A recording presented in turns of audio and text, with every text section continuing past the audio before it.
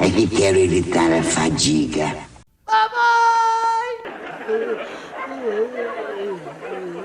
É verdade, parece uma galinha de penada. Só para você aprender. Mas não dói nada. Abusam de mim porque estou debilitado pela insônia. Por onde? Pela insônia! E o que é isso? O que te importa? Calma, torta!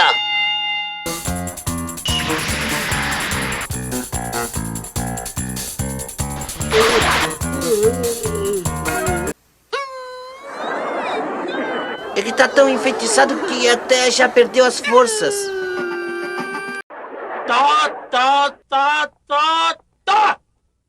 Parece até que ele foi hipopotamizado. Seu covarde! Não lhe dá vergonha bater nessa inocente criatura?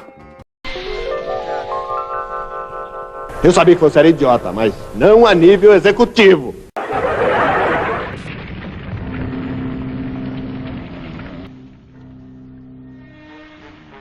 A mim ninguém enfeitiçou, não, senhor.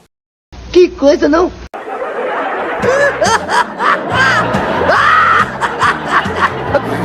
Ai, que burro, dá zero pra ele.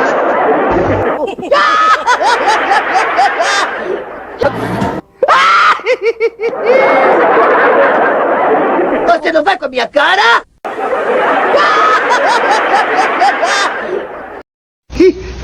Que coisa, não? Querendo me assustar? A mim, acreditou que me assustou.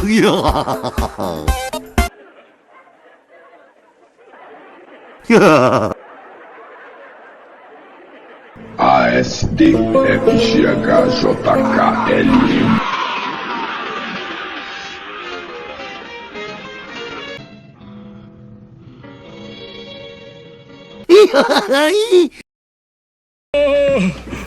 Vão matar o senhor!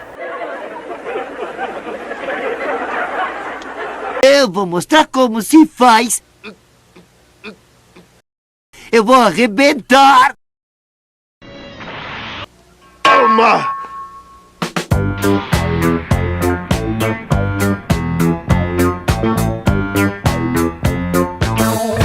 Se prepara! Aí vai!